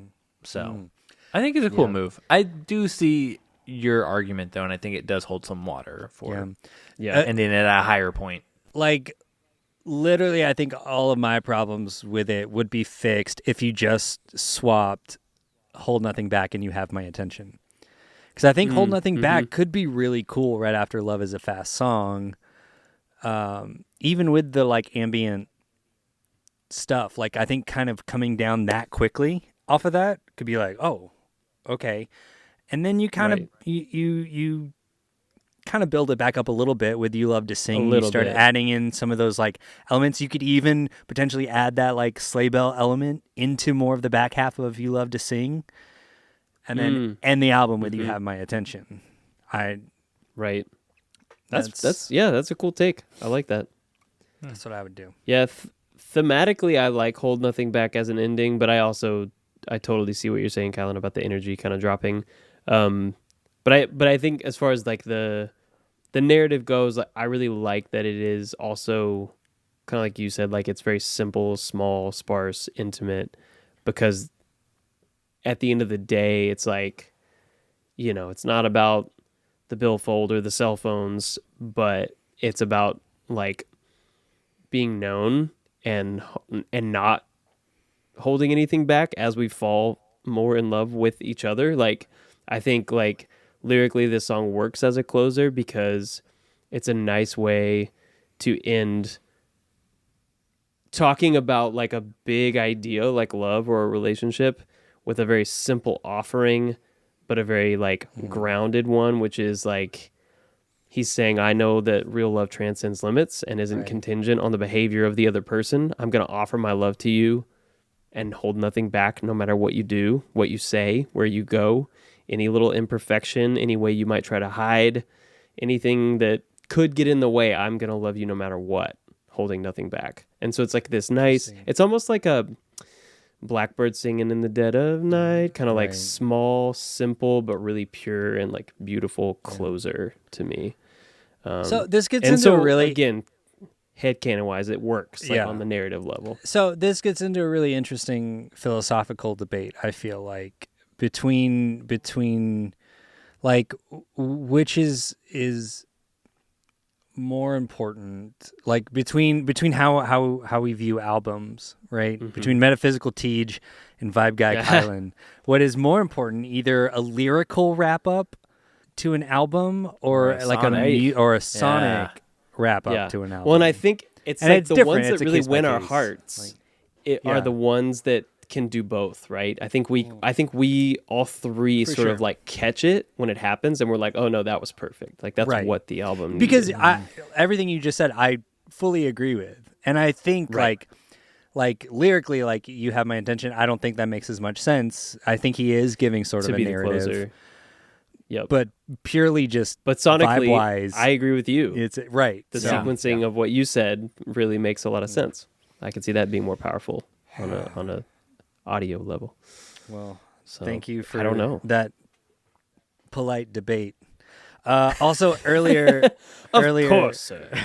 Would you like some bills from my fold? yes, from my Bill Folds 5.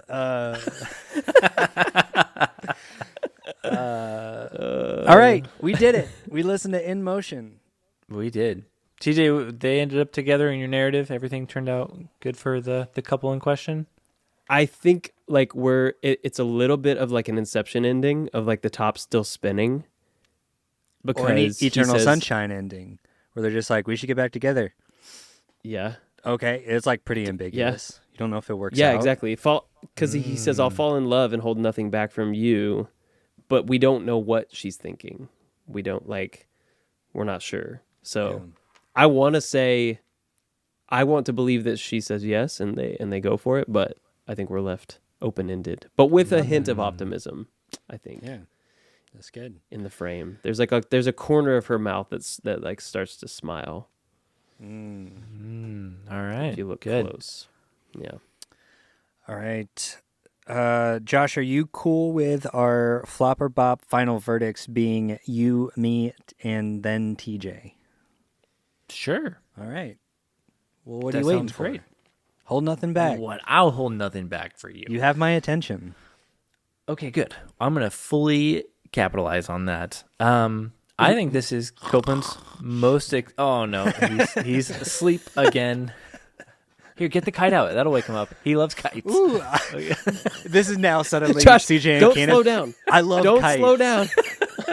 That's one Nothing thing that no one has captures known about Kylan's me. attention more than a kite. 5 years of doing this show and it just comes out, guys. Oh I my fucking God. love kites. I didn't even talk about it on the song. Like a dog no. with a tennis ball. Kylan and kites. Kiteland. Kylan, opening up for Bill Folds 5. Love it. Please make a graphic of your face on a kite. Oh, of course. I gotta. I have to. I love it. I think this is Copeland's most accessible album, which is probably why you showed it to me first. Yep. And it's accessible because it's all bangers. Yeah. I think maybe they wrote it to sell well, but it's a great record that doesn't feel out of place in their discography. It feels like a natural progression, and knowing that from Aaron that they wrote it to be kind of more commercial doesn't diminish it at all for me. And I was like, maybe honestly you should try it again since it worked so well this time. I don't know, but Well, especially because I think, and like I love Eat, Sleep, Repeat. I think that's their least accessible record. I think so too. It took me a long time to be like, I get this record. Right. Yeah. So all that to say, I'll fall in love and hold nothing back.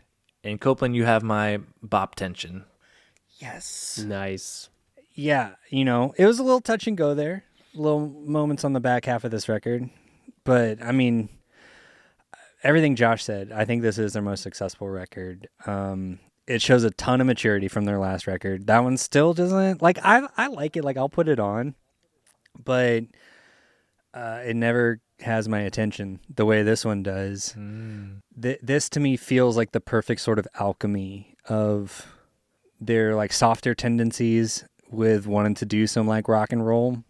It you know what? Honestly, like, in a lot of ways, now that I have more context, like, I feel like this album pairs well with, like, Cruel to Be Young.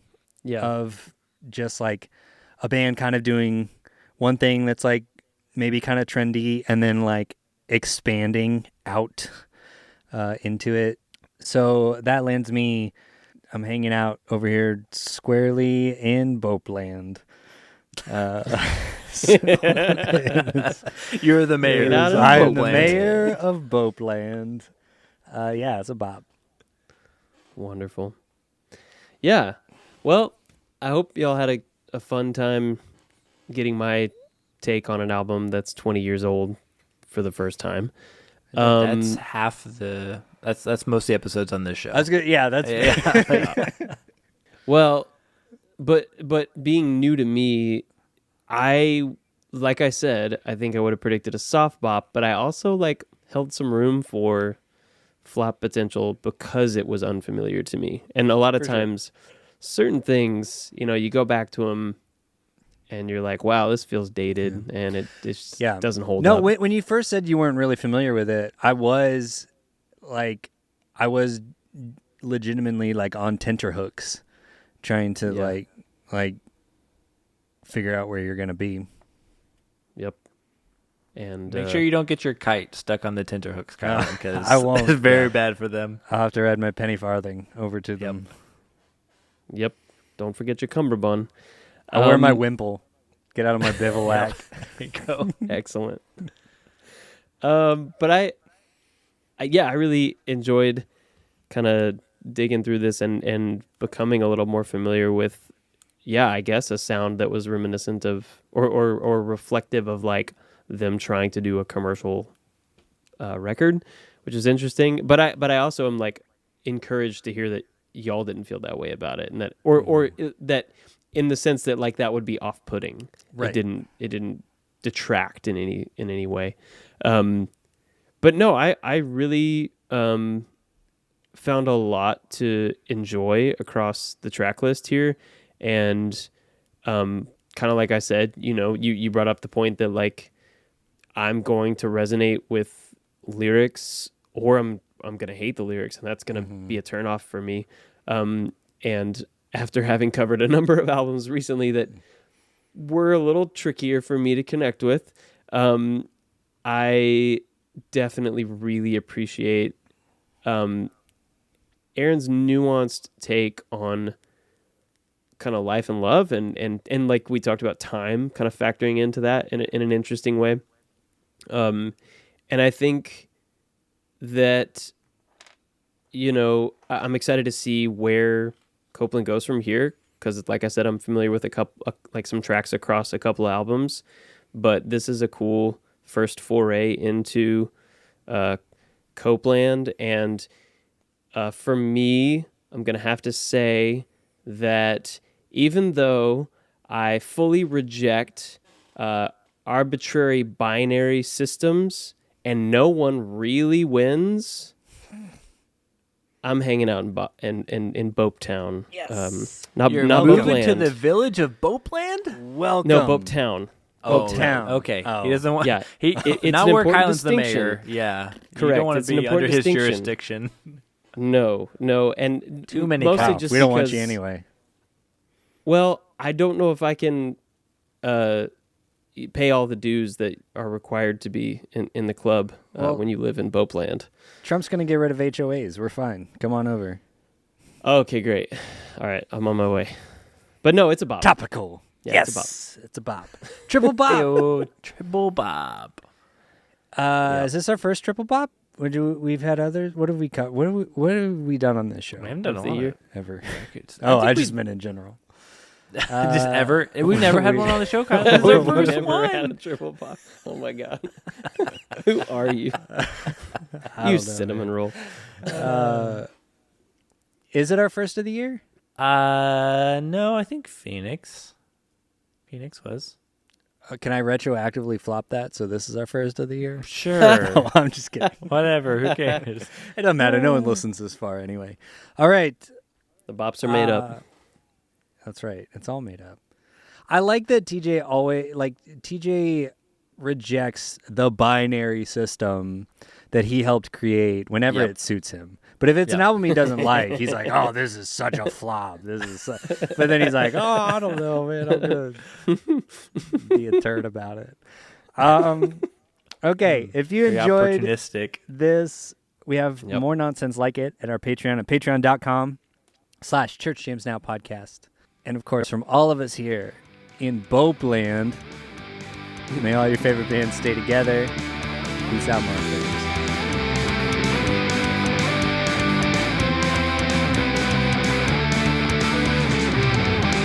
I'm riding a kite. To boat Look at him go. My tenter TJ, hooks. TJ, you forgot your billfold. Oh Mr. Bill Fold. It's no. 5. Mr. Bill Folds 5. Headlining the tour supported by Kite Land. Caitlin.